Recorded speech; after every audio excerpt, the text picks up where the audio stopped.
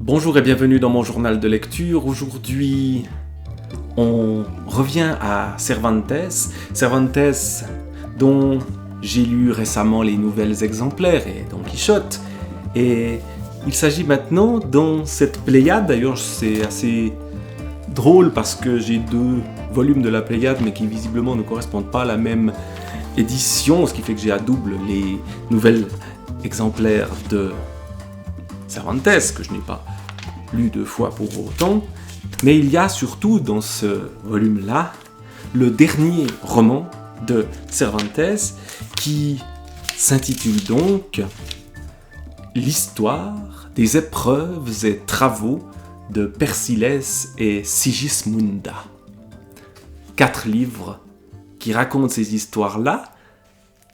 Ce roman qui est le dernier de Cervantes, après le succès de Don Quichotte, mais dans un style apparemment, en tout cas, très différent, beaucoup plus sérieux, même si le narrateur de ce livre-là prend parfois de la distance avec ce qu'il raconte. Alors c'est une histoire extrêmement compliquée à résumer, c'est plusieurs histoires en une et plein de personnages que très rapidement on confond les uns avec les autres, en tout cas que j'ai rapidement confondu les uns avec les autres, parce qu'il y a au fond une première histoire principale, celle de Persillès et Sigismunda, qui en plus dans l'histoire porte pendant une bonne partie du roman d'autres noms que leurs noms véritables, qui sont donnés au début, qui reviennent à la fin, mais entre deux, ils sont appelés par un autre nom et leur relation n'est pas forcément celle qu'ils avaient au début, puisque Persillès et Sigismunda sont deux jeunes gens de famille royale du nord de l'Europe qui sont amoureux l'un de l'autre et qui devraient s'épouser, mais ça se fait pas si facilement que ça parce qu'il y a d'autres personnages qui ont des intérêts et des sentiments pour la beauté extraordinaire de cette Sigismunda, par exemple. Bref, on a ces deux personnages qui changent de nom, donc qui sont censés être amoureux l'un de l'autre, mais qui se font passer pour frères et sœurs, qui partent du nord de l'Europe, de lieux comme Thulé, l'île mythique de Thulé, et puis l'Islande, et puis en passant par la Norvège et d'autres endroits, il y a un roi de Danemark qui tombe amoureux de la même Sigismunda, qui ne s'appelle pas Sigismunda dans cette partie de l'histoire. Bref, on est très rapidement perdu, et on erre dans différentes parties du monde,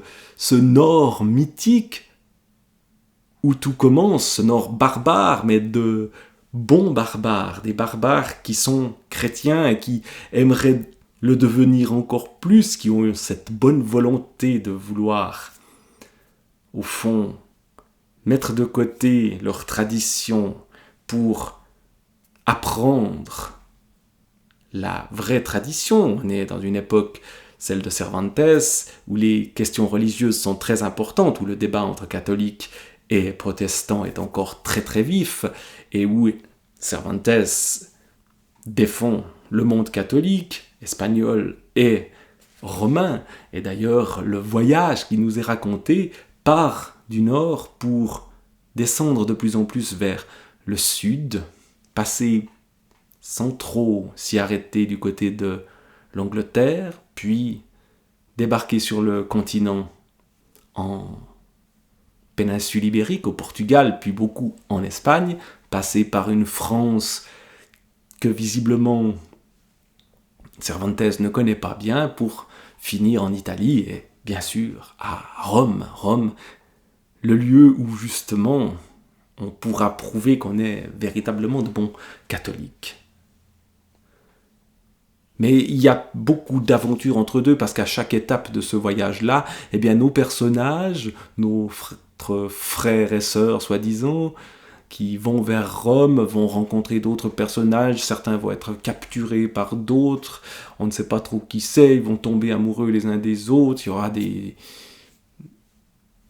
batailles batailles entre ces gens-là, des naufrages de navires, des histoires multiples et variées qui sont à la fois celles que vivent les personnages et celles que nous racontent les personnages rencontrés par ces personnages-là, qui nous racontent leur passé, parfois assez longuement. Donc on passe de différentes époques à d'autres époques plus anciennes, plus récentes, et donc ça donne un roman qui est assez long et qui est très touffu.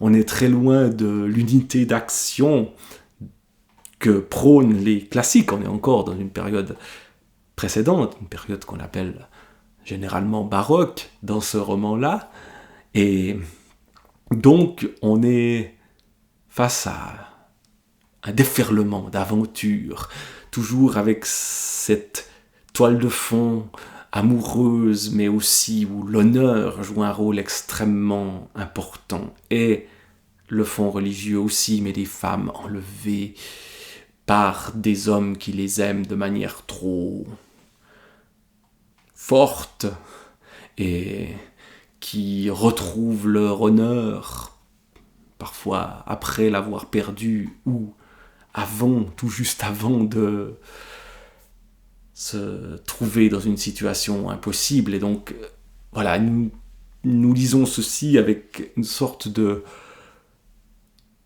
surprise permanente, et en même temps, c'est bourré de clichés, c'est bourré de choses qui reviennent, mais il se passe tellement de choses qu'on en est étourdi. Alors, je vais lire le début. Ce qui est aussi intéressant, c'est les noms des personnages qui sont censés être des personnages du Grand Nord et qui ont des noms tout à fait espagnols. Et qui parlent espagnol, ou qui parlent des langues du sud italien, ou différents dialectes italiens ou espagnols. Chapitre 1er, donc du livre 1er de l'histoire des épreuves et travaux de Persillès et Sigismunda. Le barbare Corsicourbo. Corsicourbo, est-ce que c'est un nom de Thulé, d'Islande, des îles Féroé ou de je ne sais quel territoire septentrional? Pas certain. Le barbare, donc. Corsicourbo vociférait en direction de l'étroit orifice d'une profonde basse-fosse, sépulture plutôt que prison de nombreux corps vivants ensevelis au fond. Voilà, déjà une ambiance assez macabre dès le départ. Et bien que l'effroyable et horrible clameur fût entendue de loin comme de près, seul comprenait distinctement les propos qu'il tenait l'infortunée Cloelia, pour ses malheurs captives au profond de ces lieux. « Oh, Cloelia !» criait le barbare, « tel que tu le vois là, main liée dans le dos, fais-moi monter, en l'attachant à cette corde que je déroule, ce jeune homme que nous t'avons confié. Il doit y avoir 2 jours. Et regarde bien si, parmi les femmes de notre dernière prise, il ne s'en trouverait pas une qui mérite notre compagnie et soit digne de jouir du ciel clair qui nous recouvre et de l'air salubre qui nous entoure. » Là-dessus, il dévala une grosse corde de chanvre et peu après, avec l'aide de 4 autres barbares, se mit à la hisser. Ils remontèrent ainsi, lié ferme à la corde, qui lui passait sous les aisselles, un jeune homme qui pouvait avoir 19 ou 20 ans, vêtu comme un marin d'une toile grossière, mais d'une indicible beauté. Ce marin, qui est-ce ? Ce marin, j'avoue, relisant ceci, ne pas être certain de ce que je vais dire, mais je pense que c'est bien Persillès, ou celui qu'on appelle durant l'histoire Periandro, qui est effectivement très beau, comme celle qu'il aime l'est aussi. Alors, on voit bien cette ambiance où il se passe tout le temps plein de choses dans cette histoire-là. On n'a jamais, au fond, du repos. Dès que les personnages se retrouvent tranquillement à voyager, soit on va leur raconter des aventures pour les distraire, soit il va se passer des choses épouvantables, ils vont rencontrer des gens qui, comme par hasard, sont liés à eux. Bref, il y a plein de ficelles narratives qui nous paraissent aujourd'hui assez grossières, mais qui nous tiennent en haleine constamment, tout en nous perdons, puisque, comme je l'ai dit, en tout cas c'était ma lecture peut-être pas assez attentive, bien souvent je ne sais plus trop qui me parle de quoi, qui est quel personnage, et on se retrouve très vite avec plein de personnages tout à fait nombreux et compliqués à comprendre. Alors bon, lisons un peu au hasard, hein. Deuxième extrait, dans le livre 3e, le chapitre 14. L'histoire, la poésie et la peinture ont entre elles de tels rapports symboliques et se ressemblent si fort que lorsqu'on écrit l'histoire, on peint, et lorsqu'on peint, on compose. Vous voyez, des réflexions aussi du narrateur. Or, l'histoire n'est pas toujours du même poids. La peinture ne peint pas seulement des choses grandioses et magnifiques. La poésie n'est pas toujours céleste conversation. L'histoire admet des choses basses. La peinture, des herbes et des genêts dans ses tableaux, et la poésie se rehausse parfois à chanter d'humbles choses. De cette vérité nous est un bon exemple Bartholomé, le garçon chargé des bagages de nos pèlerins. Voilà, on va nous raconter aussi les histoires des servants, des gens qui sont beaucoup moins importants que les personnages principaux. Il lui arrive dans notre histoire de parler et d'être écouté. Un jour, remuant dans son imagination l'aventure de celui qui avait vendu sa liberté pour nourrir ses enfants, il dit à l'intention de Periandro : « Grande doit être, monsieur, la force qui pousse les parents à nourrir leurs enfants. J'en veux pour témoin cet homme qui ne voulut point jouer sa personne pour ne point la perdre, mais qui l'a mis en gage pour nourrir sa pauvre famille. La liberté, à ce que j'ai entendu dire, ne se doit vendre à aucun prix, et celui qui la vendit pour si peu d'argent que sa femme la tenait dans sa main. Je me souviens aussi d'avoir entendu mes aînés conter l'histoire suivante. On menait pendre un vieil homme, et voilà encore une histoire qu'on va nous raconter, avec aussi l'intention de prouver certaines idées sur la vie. Les personnages jaloux sont, par exemple, très souvent importants. Il y a des sorcières qui viennent rendre malades les autres personnages par jalousie. Il y a évidemment aussi une différence. Il y a les nobles, il y a les gens qui ont toujours une noblesse à la fois de sang royal, mais une noblesse dans leur manière d'être, même si la passion amoureuse parfois vient les rendre fous. Alors, que dire de plus de cette histoire-là ? On pourrait évidemment continuer à feuilleter au hasard, à lire des histoires. Il y a un côté